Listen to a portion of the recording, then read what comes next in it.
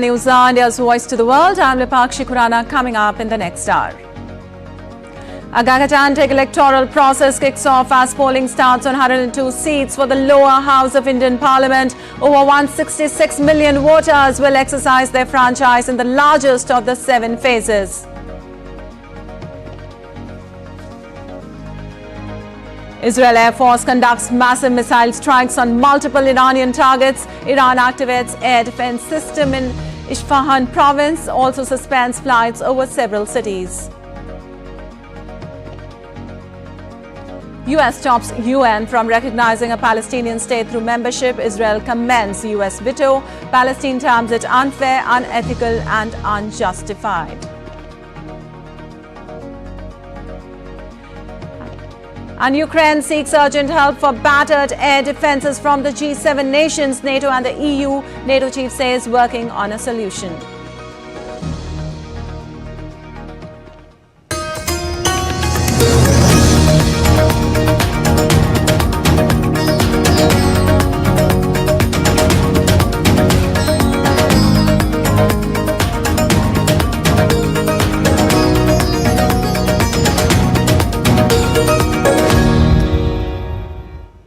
Well, now let's get you the latest on the world's largest democratic election in India.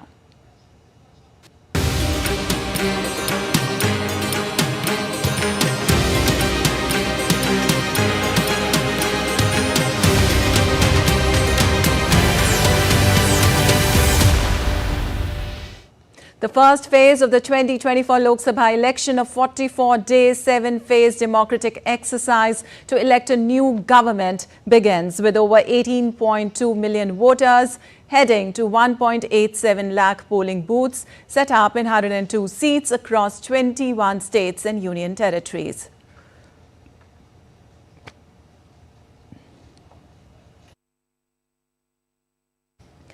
Voting will run from 7 a.m. IST to 6 p.m. IST with a 60-minute window for voters who reach polling stations before the cut-off time and are in queue when the booths close. The results will be out on the 4th of June.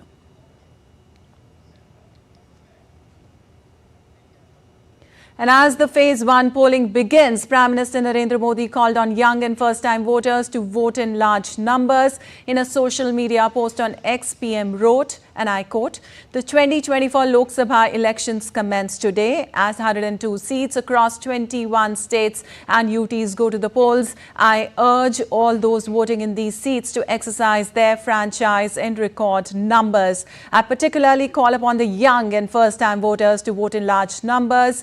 After all, every vote counts and every voice matters," unquote. Also, voting begins for 102 seats across 21 states and union territories today. 8 union ministers, 2 former chief ministers and 1 ex-governor are among those who are set to test their electoral fate in the first phase. Union Road and Transport Minister Nitin Gadkari is seeking a hat-trick of win from the Nagpur seat. In 2014, he had defeated 7-time MP Vilas Mutembar by a margin of 2.84 lakh votes and retained the seat in 2019 by defeating current Maharashtra Congress chief Nana Patole by 2.16 lakh votes. 6 seats in Madhya Pradesh, including Chhindwara, Congress stalwart Kamal Nath's family bastion, vote today. Sitting MP Nakul Nath, who is the ex-chief minister's son, is the Congress candidate.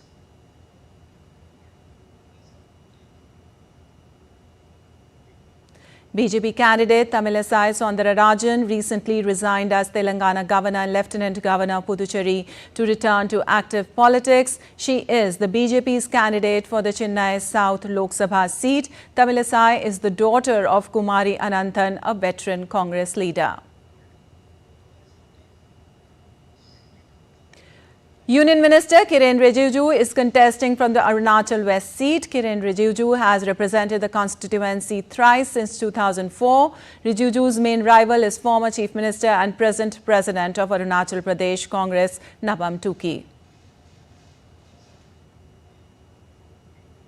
Sikkim's sole Lok Sabha seat also votes today, as do the single-seat constituencies of Andaman and Nicobar, Lakshadweep and Puducherry. The Naxal-hit Bastar seat in Chhattisgarh, which has 11 seats, and Udhampur in Jammu and Kashmir round out the seats voting in this first phase.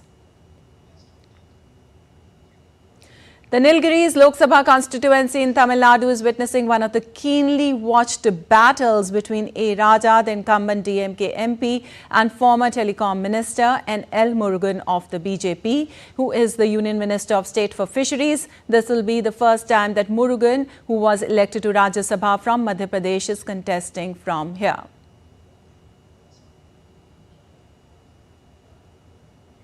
Sarbanada Sonowal, Union Minister of Ports, Shipping and Waterways, is seeking a return to Lok Sabha from Dibrugarh in Assam.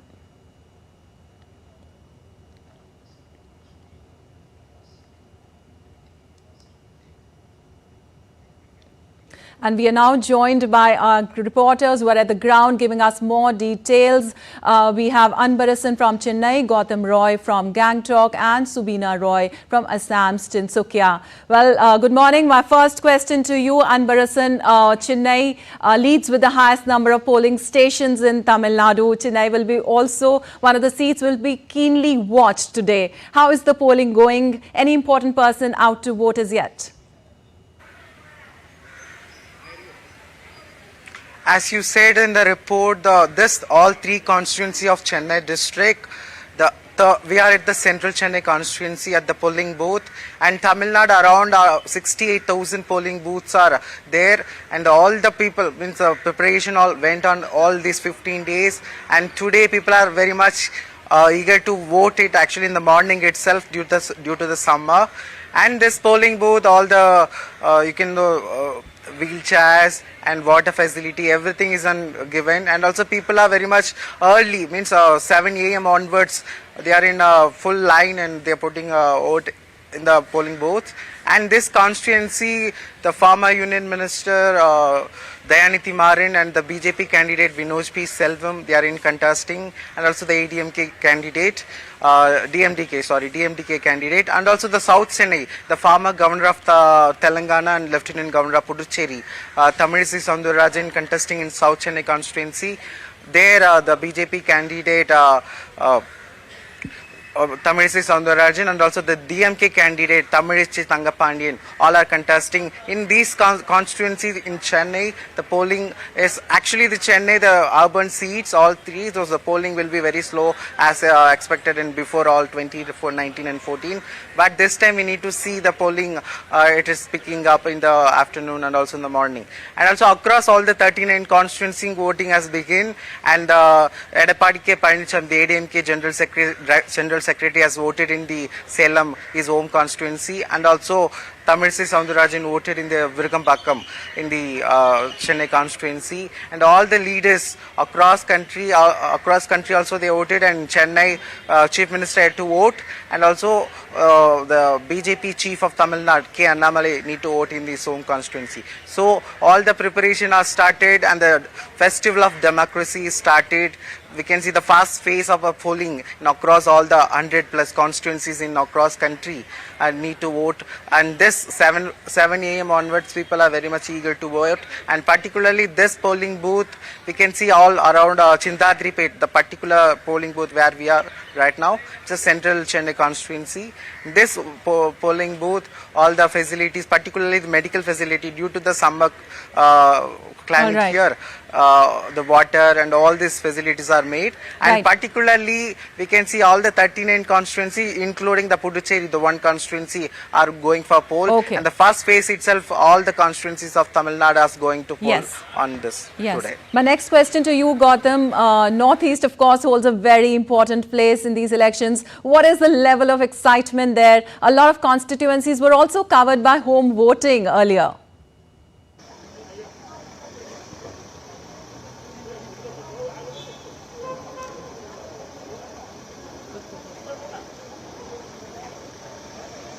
Gautam, am I audible to you? Yes, I can hear you now, Napaksha. I didn't get your question. What were you asking? Could you quickly repeat it? Gautam, I said that Northeast, of course, we know is a very important, it holds a very important place in these elections. What's the level of excitement there? Home voting has already been done in a few constituencies there earlier.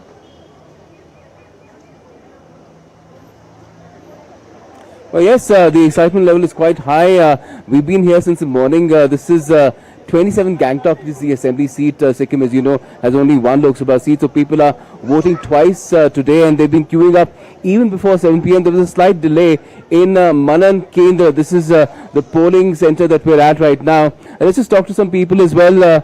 आप सुबह से कब से आए हुए हैं? सुबह 7 बजे से। आप अपने बेटे को भी लेके आए हैं? इसका भी लेके आए हैं। इसका देखभाल करने वाला नहीं है ना, इसलिए। अच्छा। क्या नाम है आपका? नाम क्या है बताइए? What's your name? नाम बंदो सुनने को है। ही शाय। कोई बात नहीं। तो यहाँ पे कुछ देर हो रही है अभी वोटिंग में, आपको लग रहा है?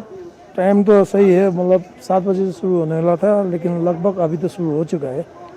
Yes, it has begun now because it's past 8 a.m. But we did see because the weather has been very unpredictable the last few days here in the entire state of Sikkim, the entire region. Even Arunachal, a lot of rain is forecast for today. So people are anxious to come when there's no rain. The sky is not clear; it's very cloudy. But still, people have come in large numbers to ensure that they can vote as early as possible and then go about their day and not be caught in rain as well and stormy weather. So that's one concern that's been here. But otherwise, things are pretty smooth and we are expecting peaceful and fair polling here as well. All right. Vipakshi.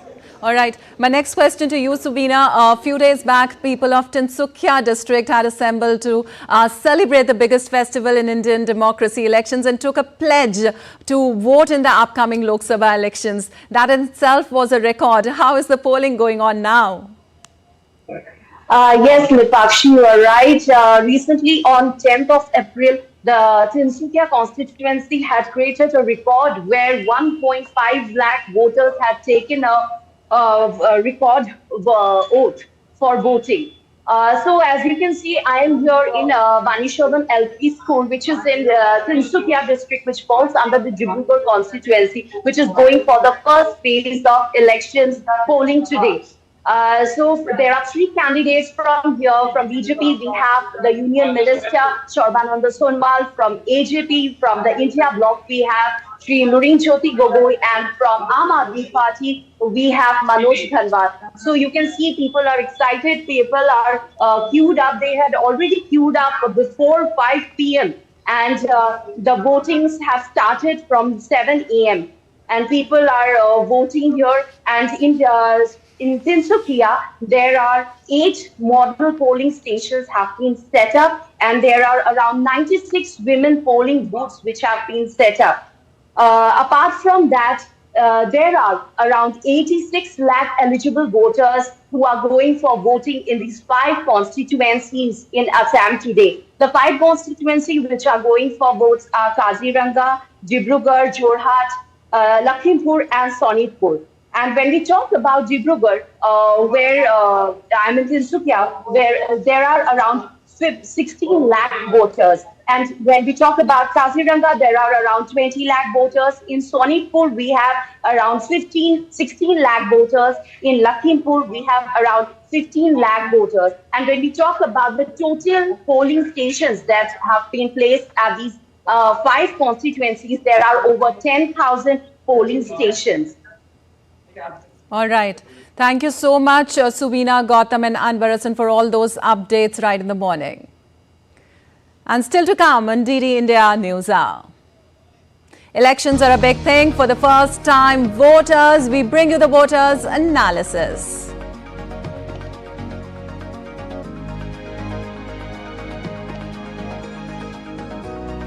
Country's Chief Election Commissioner appeals voters to exercise their democratic responsibility by going out and vote.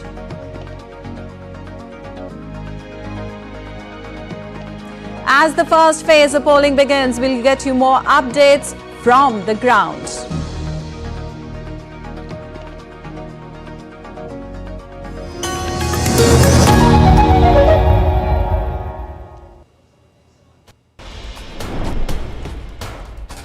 Wherever news breaks, whatever it takes. Connecting corners, cutting across continents. Stories that matter from across the globe. Accurate, authentic journalism that serves you right. From politics to glamour, from sports to world affairs, with a fusion of aesthetics and substance. Introducing news in a new avatar. Experience the world through a new lens. Stay tuned to DD India for an exciting journey beyond borders.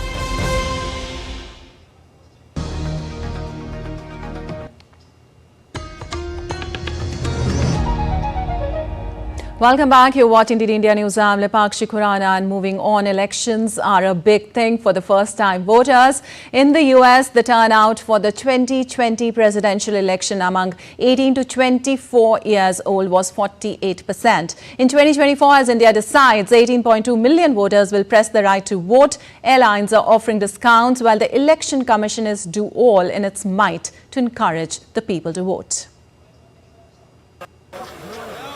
18.2 million voters will exercise their franchise for the first time in the 2024 elections. What do these voters do and how do they compare with the first-time voters in 2019? Three important points come to the fore. 70% of the first-time voters yet to enter labour force. Not every first-time voter is studying. Labour conditions have changed since 2019. The labour force in the 18 to 19 age group in rural areas is close to 67.4%. While in urban areas it swells to 77.9% in the same age bracket. The overall average comes to 70.3%, which is the share of the population outside the workforce. Majority of the first-time voters who are not in the labour force are studying, but there is a big gender gap, with 95% of the men reported education as the reason for staying out of the labour force, while it is just 65% for the women. Today's young voter would like to compare with his peers from 2019 who have entered the labour force earlier. The periodic labour force survey results with 2018-19 numbers show that unemployment rate has fallen for all workers and also for the category of first-time voters. Anil Thomas for DD India. Well, 2024 is the year of democracy. During the past 75 years, the election process in India has evolved a lot. From ballot boxes to electronic voting machines, the Indian democracy keeps evolving. We take a closer look at how the electorate has changed over the years.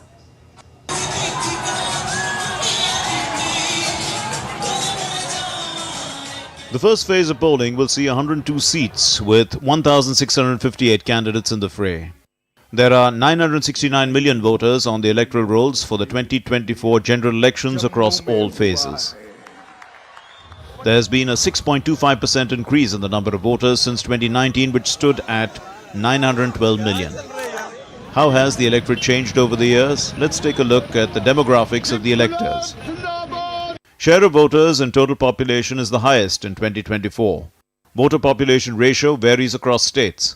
Lowest gender imbalance in the electorate. Higher share of first-time voters. The share of voters in the total population will be the highest in 2024. Elections over the years from 1951 to 2024 have shown that the electors as a percentage of the total population is rising from less than 50% in 1951 to 67% in 2024. The difference in the demographic profile of states shows a disparity in the voter population ratio. There are large variations. How has this changed over time? The numbers have increased, but in different magnitude. Undivided Andhra Pradesh showed a maximum increase of 16.5 percentage points, followed by West Bengal and Karnataka. Bihar has seen the lowest increase at 2.1 percentage points, followed by Punjab 3.9% and Rajasthan with 4.5 percentage points. The 2024 elections will see the least gender imbalance in the electorate. It was 910 in 1971, it went lower to 902 in 1991-92. In the 2019 elections, the gender imbalance was at 926, while in this election, it's at 948. Finally, the share of first-time voters is higher than what it was in 2019, but it is not the highest in India. There are 1.9% first-time voters in India, which when translated into numbers is 18.2 million first-time voters. The highest number of first-time voters was in 2014 at 2.75%. The percentage of first-time voters is the highest in Jharkhand at 3%, followed by Rajasthan with 2.9% and Madhya Pradesh with 2.8%. The lowest first-time voters are in Kerala and Maharashtra with 1%. This election could see many news. How the Indian voters adapt to changing times and challenges will be tested as India decides in 2024. Anil Thomas's report for DD India. And now we are joined by a reporter giving us more detail from the ground, Akshay Dongre from Shillong. Well, Akshay, Meghalaya is set to elect 2 members of the 18th Lok Sabha. How is the polling going on right now? What's the scene there? Well, Lipakshi, we are right now at a polling booth in Shillong, and as you can see, all of the information that has to be given to the voters as far as the voting procedure is concerned has been put up by the ECI team. The Chief Electoral Officer was also present here at the booth. In fact, the elections in Shillong as a theme, it is about clean and green elections as well. So the first voters who came at early around 7 a.m. in the morning and they voted first from this polling booth, they were given certificates and they also planted saplings here at this very school where the polling booth has been established. In fact, I would like to show you the kind of excitement there is while the population of Meghalaya is relatively lower as we compare to the larger states, but still the enthusiasm of the voters remain high as far as the polling is concerned. And most of the voters, because there is facilities that have been made to ensure that voters do not have to stand in queues. You will not see long queues here in Shillong, but most of the voters are in fact they have started to come early.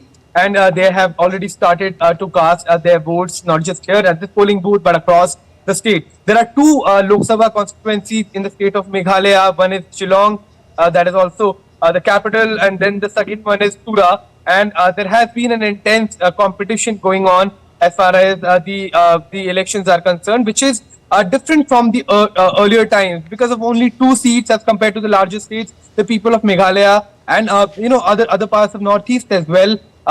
They did not see a large voter turnout in the Lok Sabha elections compared to the legislative election or the block level election. However, it is changing gradually because the people of the Northeast also are coming to a realization that if they have to make their voices heard, make their issues heard, then the right place is Parliament, and that is why we can expect a much higher turnout as compared to the earlier Lok Sabha elections, not just here in Meghalaya, but in other northeastern states as well. So that is changing. Voters keep on coming. People are coming either with their families, or many of the students are coming, many first-time voters are coming. So enthusiasm remains high as far as other polling stations here in Shillong and other constituencies are concerned. All right, the enthusiasm should remain high. We have also joined down now by Vishal from Jaipur. Well, Vishal, what's the situation there? 12 out of 25 constituencies going to the polls right now. Well, Lepakshi, good morning to you. Let me tell you that Rajasthan goes to poll in 2 phases. Today is the first phase and 12 constituencies are voting today. And stalwarts like Arjun Ram Meghwal from Bikaner and Bhupendra Yadav from Alwa, they are trying their luck today because the constituencies are voting today in the first phase. Now, when we talk about the preparations for the first phase, there are 7,500 polling stations that have been marked as sensitive and hypersensitive. So a lot of security arrangements have been made both by the Rajasthan Police and also by the Election Commission. And 175 companies of the Central Armed Police Force have been pressed in, along with around 1 lakh personnel of Rajasthan Police and Rajasthan Home Guard. They have also been deployed for security reasons. Now, in the morning, there was a long queue.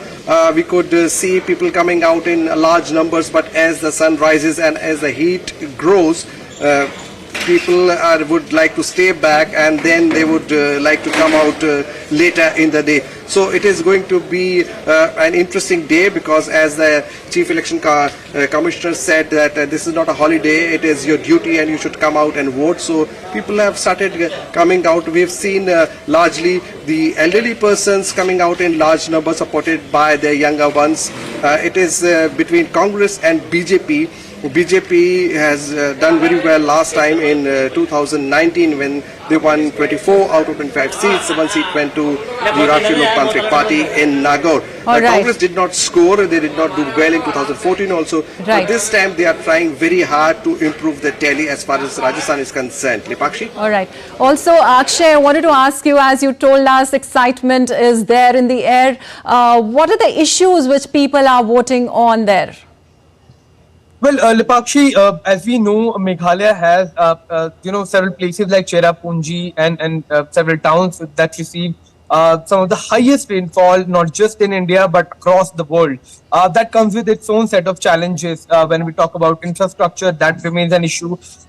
People of Northeast realize one thing, that the private sector is underdeveloped here in the region, and people of Meghalaya have the same kind of feeling. So involvement of private sector should be increased, investment should come to the Northeast. It should not just remain in other parts of the country, including north and south parts of India.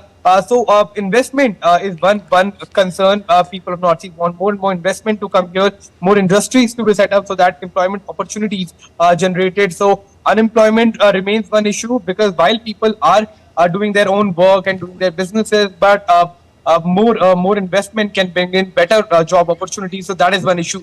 The issue of higher educational institutions also remains on the top of the agenda here in Meghalaya. That better universities, better colleges should be built so that people do not have to migrate out of their regions, migrate to North India or to South India just to get higher education, or they don't have to move abroad to get quality education. It should come here right in the Northeast, and that remains one agenda as well. Infrastructure and development also are some key issues here of the state. These are peaceful. Meghalaya has largely remained a very peaceful state. We don't hear the crime stats are not that high. So that has been a community feeling as well, a community effort as well, to ensure that the state remains peaceful. So all that has been done by the governments here, but the issues there is one demand of inner line permit. There is an issue of Garo and Khasi to be included in the 22nd schedule. They should be made official languages as well. So that also remains on the top of the agenda for the people of Meghalaya. Right. Vishal, with you also, I just wanted to know that what are the major issues dominant there, based on which the people are voting today?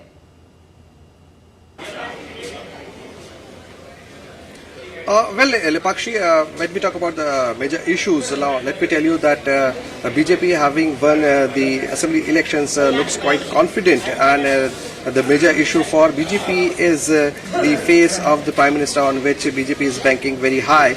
But let me tell you that there are 5 to 8 seats, especially in the eastern Rajasthan and also in the Shekhawati region, where Congress is giving a good fight. Now, when we talk about the major issues, so drinking water is a serious problem in already water-starved state of Rajasthan. We call it desert state. Remember, Thar is already there, and Thar is in the western part where Bikaner is voting today. So BJP is claiming that it has signed the ERCP, which means the Eastern Rajasthan Canal project, with both Haryana and Madhya Pradesh, and that would solve the drinking water problem of the state. So drinking water is a very big issue. Then there are issues of industrializations and employment in the state, because Rajasthan does not have that many industries like you have in Gujarat, which has 26 seats, and that is an adjacent state, and it has come up very well.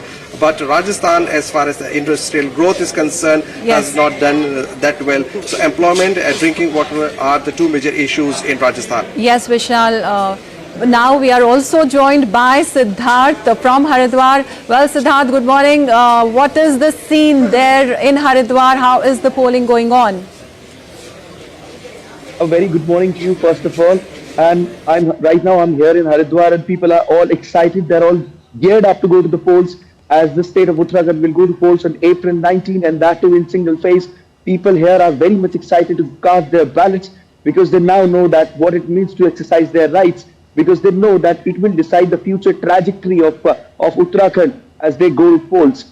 So, on courtesy social media and all the campaigning by the Election Commission of India and all the youth organizations, along with other organizations who are, motivating and inspiring the youth and the first-time voters to go to the polls and cast their ballots. Security checks are tight, at distances. thorough checks are being done by the police personnel. The vehicles who are coming, especially from the other states, they are being checked thoroughly by the police personnel. So the region is all set, and Haridwar being one of the most important constituencies of Uttarakhand, it depends a lot in this region, to decide the future trajectory of the state. And like I said, people, they are just happy, casting their ballots, and the scheme is unique, as compared to the elections in 2019. People here, it is very much expected that the voter turnout, will be increased this time around, as I could see. And when I was talking to the residents here, they were saying that they're happy about how the government is functioning, but they want more. They have high expectations from these elections, and unemployment remains a pressing issue in the region. But they think that, with the new government to be formed, this issue will also be resolved. So they want that the state of Uttarakhand, the residents there should get maximum number of employment. This remains a pressing issue. Otherwise, they're happy with the way the current government is functioning. And as far as the excitement is concerned, they're very much excited. I am sure they're very excited, Siddharth. Yes. So thank you so much, Vishal, Akshay and Siddharth, for joining us and giving us those updates in the morning. And still to come on DD India News Hour. US and Britain announced new Iran sanctions after missile and drone strike on Israel at UN. Iran warns Israel against further military action.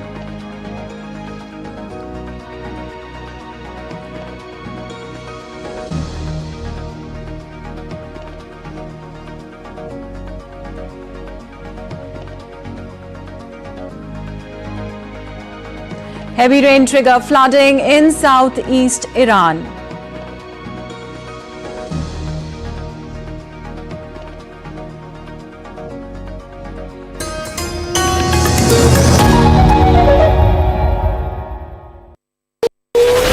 Will the Israel-Iran conflict blow up into a full-blown war in West Asia or the Middle East? Who killed the world's largest anaconda barely days after it was first discovered? Watch Connecting the Dots every Friday at 8 p.m. IST or 14:30 GMT on DD India.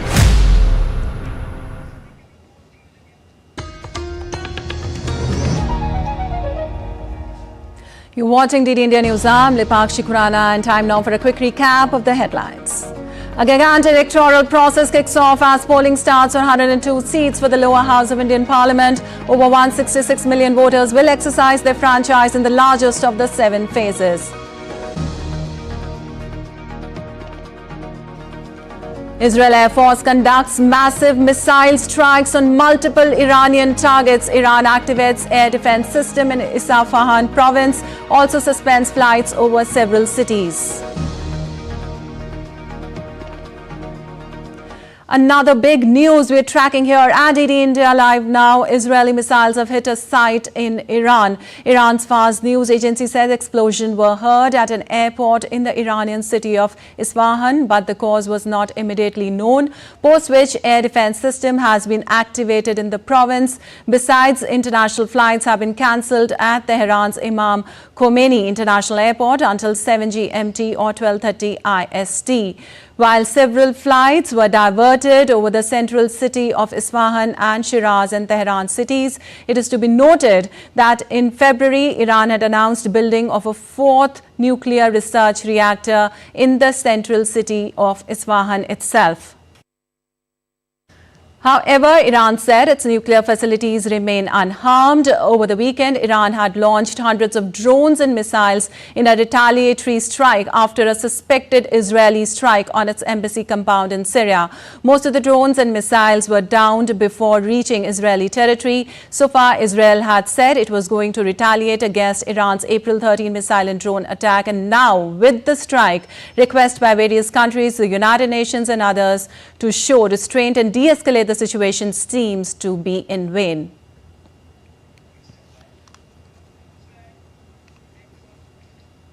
And in a first public comment by any Western policy maker, U.S. Senator for Florida Marco Rubio said, and I quote, Israel has the ability to conduct strikes against targets inside Iran without entering Iranian airspace from aircraft over Syrian and Iraqi airspace.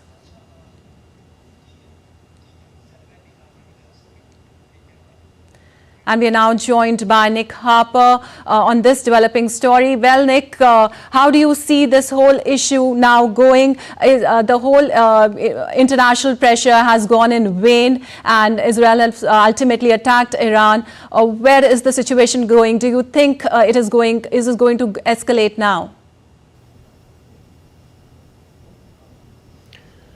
Well, there is certainly that potential. US media here in the last 30 minutes all reporting that Israel has struck inside Iran. Various US officials speaking to US cable outlets all saying an attack has taken place and Israel is behind it.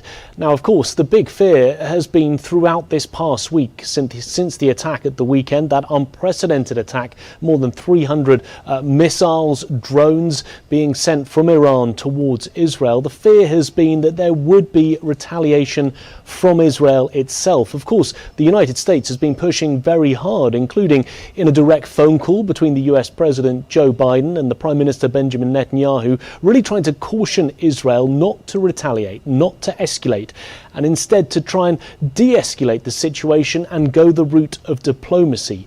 The United States has certainly been urging that. We've even seen in the last 24 hours the US and the UK imposing a whole range of sanctions on Iran. The real hope was that by putting those sanctions in place, it might create some sort of leverage that would stop Israel from retaliating, choosing diplomacy rather than military action. What we've seen now unfolding inside Iran clearly shows that Israel has decided not to take that route, instead going with retaliation and striking hard within the heart of Iran.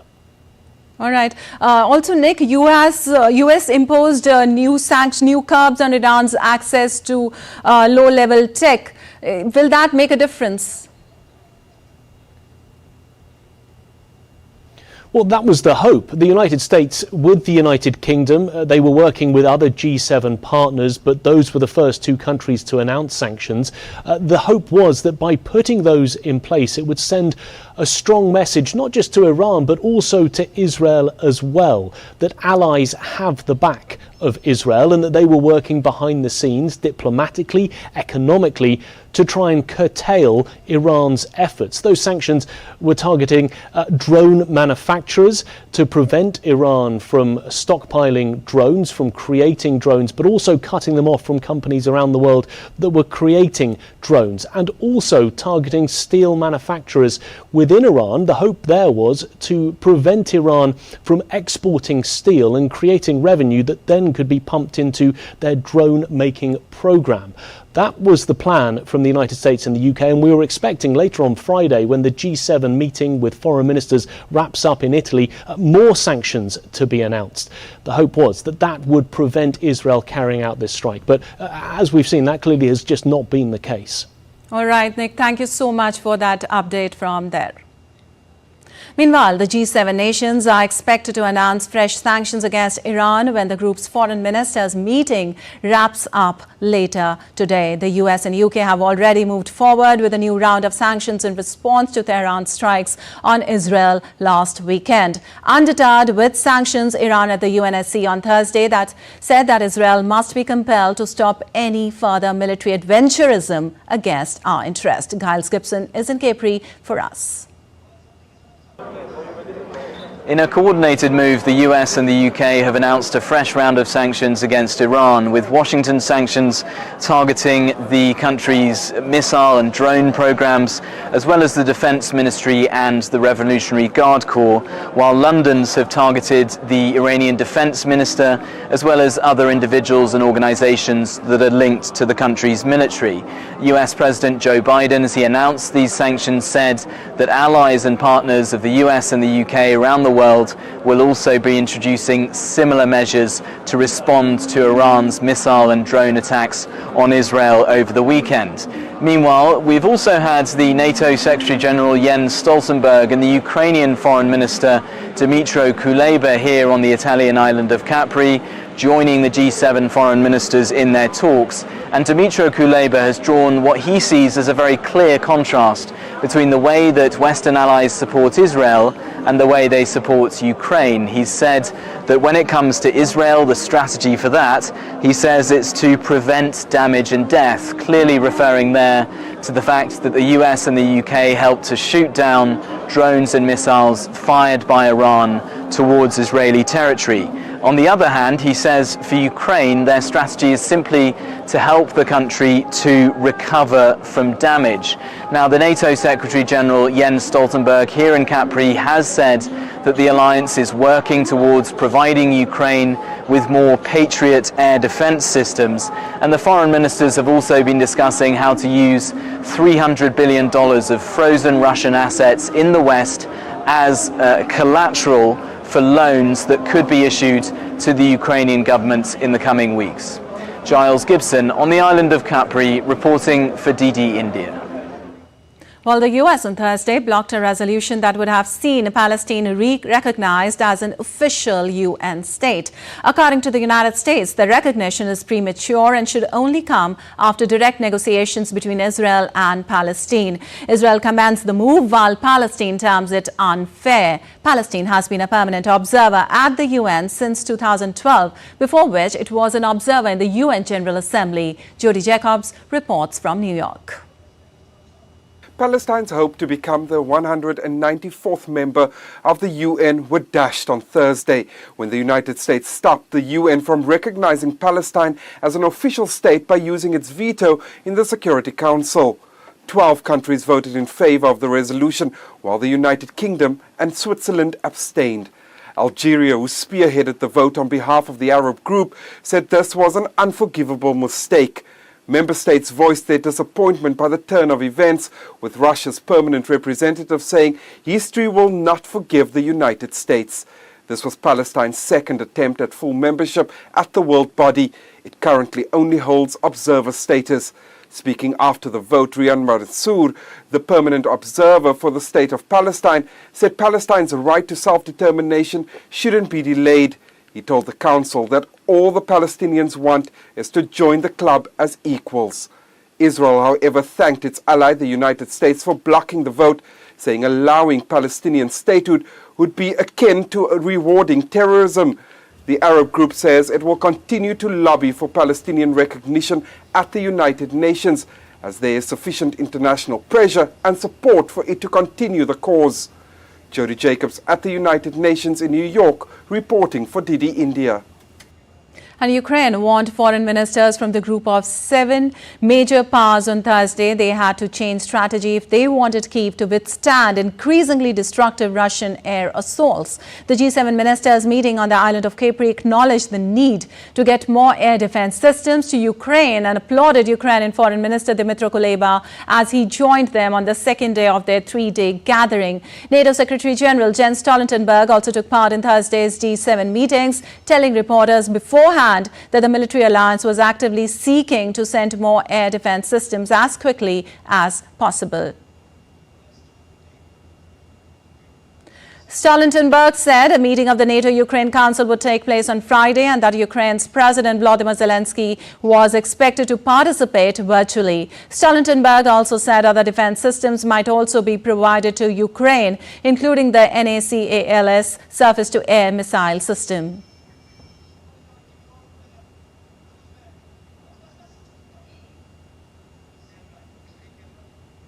Well, German Chancellor Olaf Scholz said he hoped that members of the NATO alliance would soon deliver 6 Patriot air defense systems to Ukraine. Speaking at the end of the second day of an EU summit in Brussels on Thursday, Scholz said that Germany had already promised to deliver one.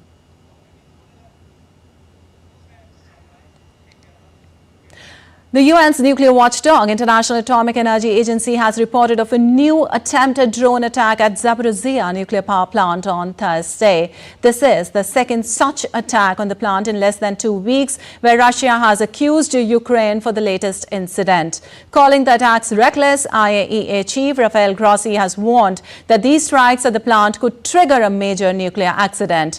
Russian forces occupied the plant in the first weeks of February 2022, and each side has since repeatedly accused the other of attacking the plant. And now let's take a look at other stories making news around the world. Flash floods triggered by heavy rains and overflow of water bodies battered Iran's southeast region. Flooding wreaked havoc in various parts of Middle Eastern and Gulf countries over the past days. Heavy downpour has displaced thousands of residents and damaged infrastructure and agricultural lands. Warehouse operations are reaching new heights thanks to these giant shelf-scanning robots. They are the world's tallest autonomous robots. Developed by UK-based Dexery, the robots can patrol mega warehouses and use artificial intelligence to scan its surroundings. This invention helps detect and address warehouse problems faster, from damaged stock to infrastructural issues. And still to come in DT India News Hour. Elon Musk expected to announce major investments in India when he meets Prime Minister Narendra Modi on Monday. In Indian Premier League, Chennai will take on Lucknow Super Giants in Lucknow today. And Casper Ruud and Stefanos Tsitsipas reached the quarter-finals of Barcelona Open. We'll tell you more ahead.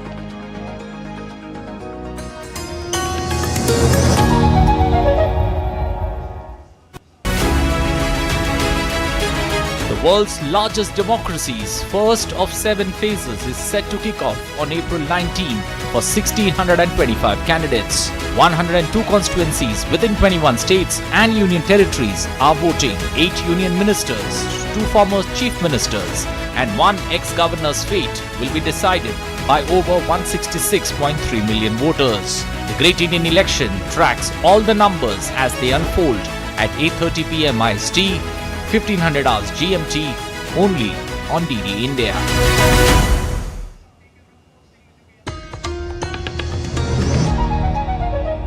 Welcome back. You're watching DD India News. I'm Vipakshi Kuran, and on to some business news now. As Elon Musk readies a trip to India, it appears he could be packing a hefty investment in his suitcase. According to the Reuters, the electric vehicle mogul plans to announce a $2 to $3 billion investment when he meets with Prime Minister Narendra Modi on Monday. DD India's Tony Waterman has more from Texas, where Tesla is headquartered. According to the Reuters report, this $2 to $3 billion will mainly go towards the building of a new Tesla factory. Right now, the details are thin on where the factory could be located or when it could be operational. But in the meantime, Tesla is scouting out potential showroom locations in New Delhi and Mumbai. That is according to Reuters. Those cars could be imported from its plant in Germany, which would allow Tesla to take advantage of a new tariff rule change. Just last month, India slashed taxes on imported electric vehicles to 15% for automakers that invest $500 million in the country and set up a factory. Tesla already has manufacturing capabilities in the US, Europe, and China, but this new facility will give it access to a brand new market, and not just any old market. India has the world's largest population, and the government wants 30% of all new car sales to be EVs starting in 2030. This entry into the India market could also help Tesla offset plunging sales growth elsewhere. Just this week, the company said it was laying off more than 10% of its global workforce after reporting its first annual decline in deliveries since the pandemic. But cars aren't the only thing that Musk is keen to focus on during this 2-day visit. He's also expected to meet with Indian space startups in New Delhi on Monday, including Skyroot Aerospace and SatShore. This could help pave the way for a market entry for SpaceX's Starlink, a satellite internet provider, as Elon Musk eyes India as the next frontier for a number of his business ventures. Tony Waterman in Austin, Texas, reporting for DD India. Well, the International Monetary Fund said on Thursday Middle East economies would grow at a slower pace this year than it previously projected as the conflict in Gaza, attacks on Red Sea shipping and lower oil output add to existing challenges of high debt and borrowing cost. The IMF revised down its 2024 growth forecast for the Middle East and North Africa region to 2.7% from 3.4% in its October regional outlook. That would be an improvement from 1.9% growth in 2023. The downward revision was driven by conflicts in Sudan, the West Bank and Gaza, as well as oil production cuts by Gulf countries weighing on activity. According to IMF, assuming these factors ease in 2025, growth is forecast to strengthen to 4.2%. While you're watching DD India News Hour, time now for some sports news. In IPL, Chennai Super Kings will take on Lucknow Super Giants in the 34th match of Indian Premier League 2024 in Lucknow today. Chennai Super Kings won both its last matches. CSK looked rather impressive in the wins against Kolkata Knight Riders at home and then against Mumbai Indians away. Lucknow Super Giants, on the other hand, lost both its last matches. LSD has had a couple of disappointing matches as it struggled with both bat and ball against Delhi Capitals and KKR. Before those two defeats, KL Rahul's men had recorded 3 wins in a row.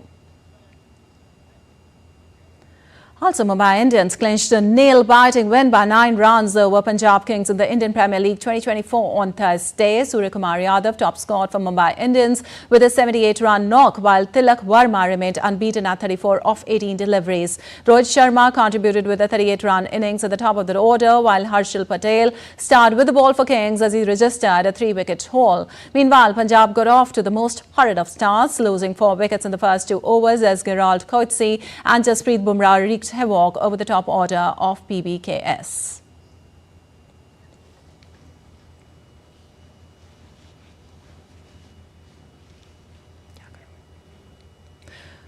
Well, Uganda's national cricket team is set to make a debut in the upcoming T20 World Cup in June. 3 of the current Ugandan squad are Indian origin as the East African side heads to its first ever T20 finals. DD India's Leon Senyagne reports from Kampala.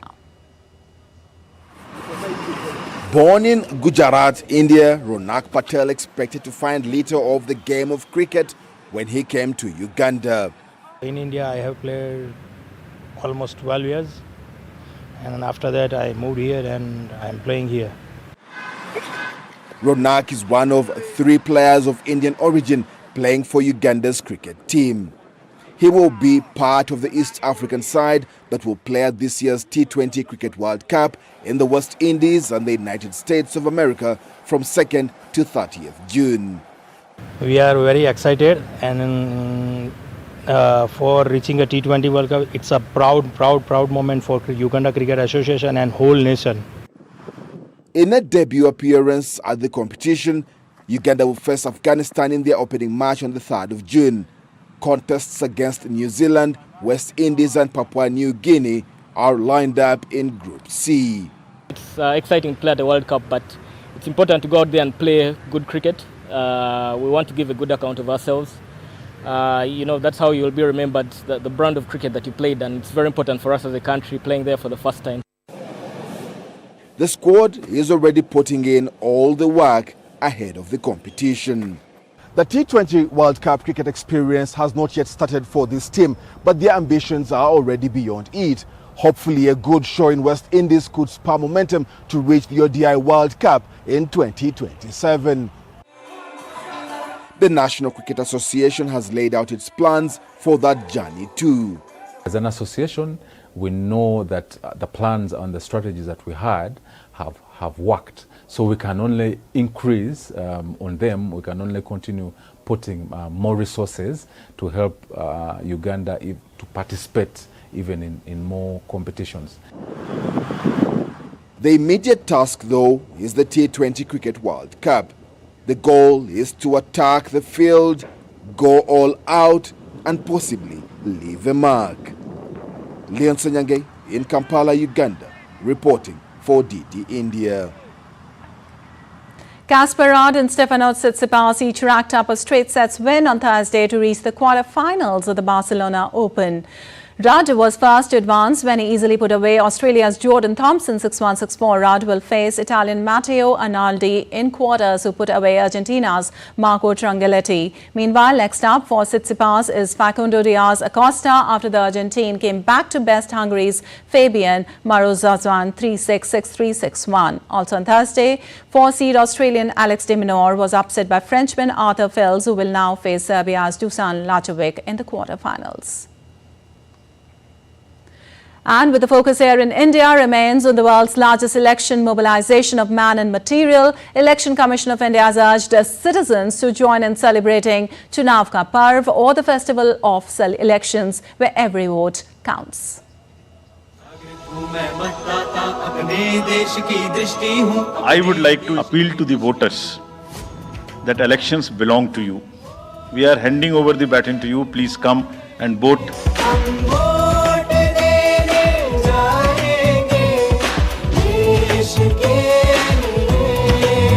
हमें विश्वास है कि youth न सिर्फ vote करेंगे बल्कि हमारे ambassadors भी बनेंगे. The entire team in the ECI is ready to ink the voters. Please join us.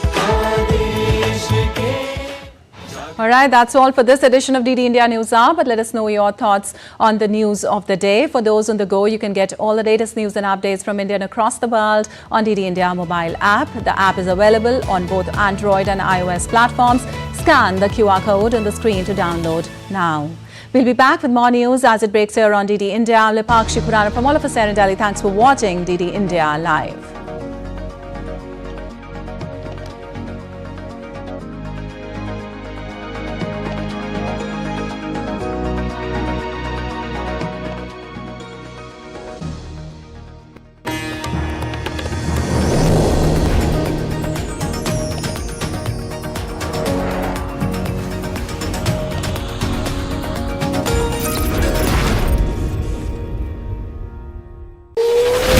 Will the Israel-Iran